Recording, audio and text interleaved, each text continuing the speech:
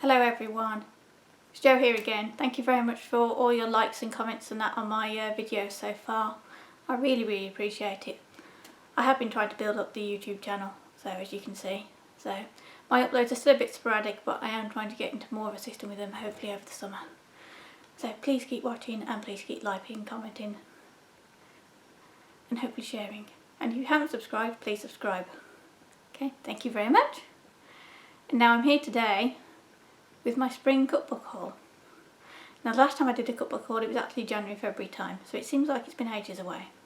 But there's been quite a few cookbooks that have come out. Some of them have come out quite recently and some of them I have had for a little while. So now the first book I'm going to start with is actually one that actually arrived this morning. And it's a new book from the Hairy Bikers, and it's the Hairy Dieters Fast Food. Now I will be honest and say I have paid for this one with my own money because I love the Hairy Bikers. And I'm still trying to lose a bit of weight, aren't we always when you're a food blogger, always trying to lose weight because you eat too many nice things. So this is called Fast Food, and this is 30-minute recipes to fill you up in a flash, is what it says at the bottom.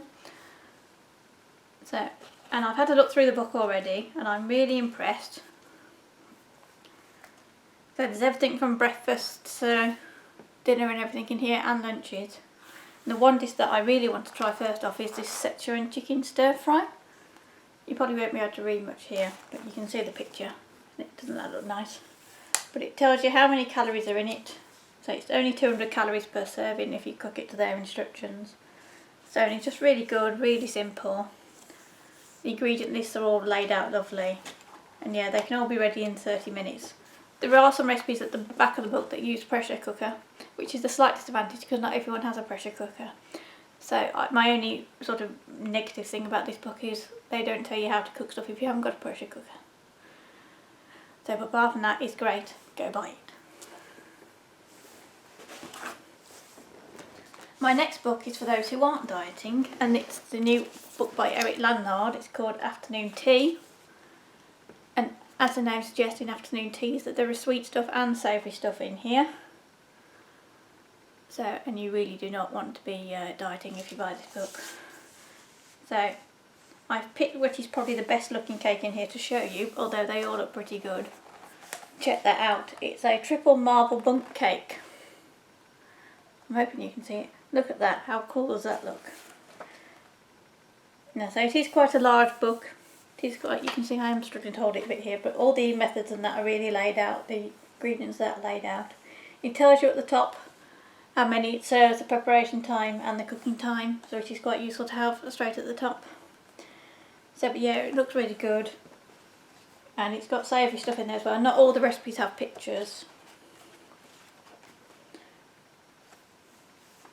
but yeah, so that's a beef pampadu or something that's obviously a savoury thing as well, so sweet and savoury stuff in here as well.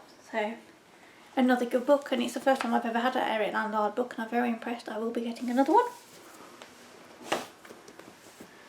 Okay, my next book is by Ellie Pear, Fast Days and Feast Days. So it is another one for those who are trying to eat a little healthier. So, but this is Ellie Pear, who runs a Pear Cafe in Bristol. I believe she's a fellow food blogger as well. And she champions the 5-2 diet, which for those of you who don't know, 5-2 diet is where you eat what you want for 5 days and then only eat 500 calories for 2 days. So now this book sort of covers that, and that's why it's called Fast Days and Feast Days. And it's got recipes for when you're on a day where you can eat what you want, and also recipes for when you're on a fast day. Now the recipe I like the look of in here is eggs in purgery with feta, kale and capers, which is actually one that, although it is classed as a fast recipe, you can also eat it on a feast day and put more stuff in it as well. So I quite like that, and I really do fancy trying that when I'm on my own, because I don't think the hubby will like it. But yeah, it's really good, and she's also got like 100 calorie like lunch suggestions and stuff in here as well. It's all broken up weeknight dinners, nice section on soups as well. I have a bit of a soft spot for soups. And also this rather intriguing recipe called Grandma's Egg and Onion. So I might give that one a go as well. Got some nice bread there as well. So yeah, looks really good. Great if you are on the 5-2 diet and after inspiration, or great if you just want to eat a little bit healthier too. Okay. Now my next book is the Hungry Healthy Student Cookbook. Now for those of you who don't know, I actually work in a university as my normal job. So, and I do know that students do occasionally need some help in what they eat. I have seen what they do with the free buffet table. So, but this book's really good. And if you have got a student who's going off to college, to university in September, one of your children, I do highly recommend it. So what I like about it is I've just picked up this dish here. There isn't a picture with it. There's not a picture with all of them, unfortunately. But it's called One Pan Spice Fork, and at the top it's actually got a little thing where it said affordability 1, which means it's nice and cheap. And it's really simple, nice short ingredients list, really short method, a few tips and stuff throughout the thingy. So some of the recipes do have pictures like this one over the page, which is a garlic pork with warm butter bean salad, which also sounds nice. So it's really nice, really simple. It tells you food for mates, what you can eat when you're on your own. And also what I quite liked about it as well is that it's not actually that big.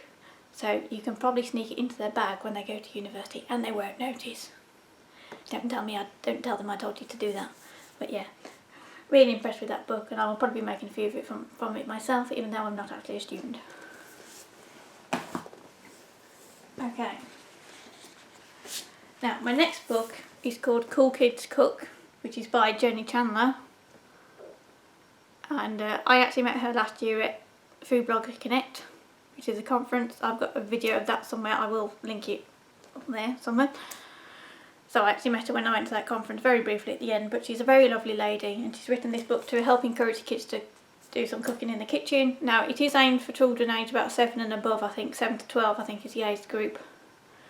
So my children aren't that old yet. Thomas will be 5 in October, but I have showed him this book and he is interested in it, and he loves cooking anyway, so we're probably going to cook some stuff from this as well. So what I like about it is, let me just find the recipe that I found. So on some of the pages they've just put the recipe and the picture of what it's supposed to look like. So this is Vietnamese pork meatballs, which I fancy giving a go, but not making them too spicy for my children. But on the other pages where they just do, they sort of build you up to the recipe. So on the other page they've got simple meatballs, and then they've got children there actually doing it step by step so your children can see. So which I think is really good. It's really nice and clear book. It explains why you got to eat healthy and stuff as well. So it's all really well pictured, and I just think she's done a really good job of this book. It's really nice and clear, and I'm sure, although my kids might not use it that much at the moment, I'm sure as they get older this will be a book they will go to, as they will hopefully take after me and do lots of cooking.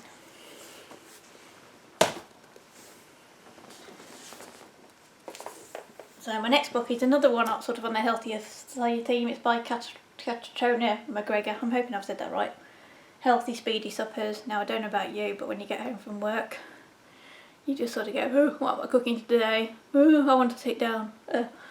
So this book's really good at giving you ideas as to what you can cook fast and that are healthier too. So it's very simply laid out as well. Oh, nearly dropping it. So nice big picture. I am a bit of a sucker. I do like to have pictures of food. So having a picture of what the dish is supposed to look like does help. It's got a very clear ingredients list and everything here, and it's also got a little yellow circle there that says ready in 20 minutes. I will be honest and say I haven't actually tested the recipe yet to see if the times are right, but if I do I will report back and let you know. And this is lamb with bashed peas and tomato and mint salsa, which I think sounds really nice. And so everything's just laid out nice and straightforward.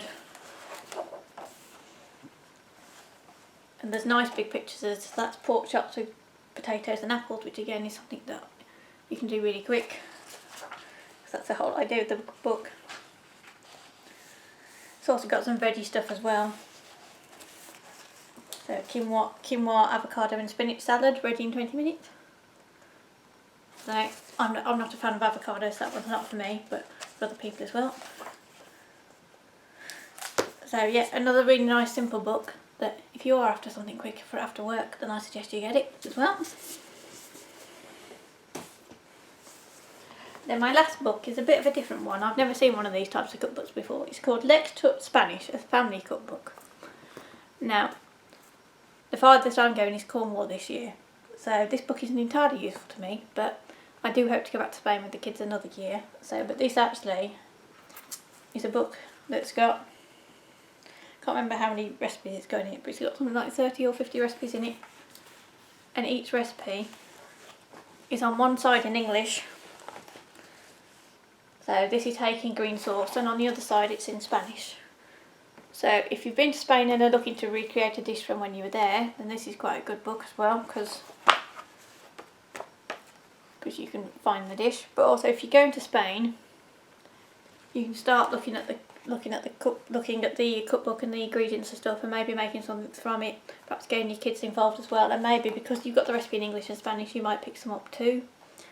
So this is taking green sauce, which I think sounds nice. I'm going to give it a try. But my only complaint with this book is there are actually no recipe pictures in it. So it's just all artwork, which doesn't really, like I said, I like pretty pictures. I like pictures of what the dish should look like. It gives me something to aspire to. So that is probably my only complaint about this book. But if you are going to Spain on holiday this summer, then why not buy it and give it a go? And yeah, and always take it with you as well if you're going self-catering, and do some cooking while you're there. So that's it. So that is my last book today. So thank you very much for watching. If you like it, please give it a thumbs up. Please subscribe if you haven't already, and stay tuned for more recipe videos and a day in the life video and some more cooking with the kids videos soon. I just need some time to edit them. So thank you very much for watching. Bye!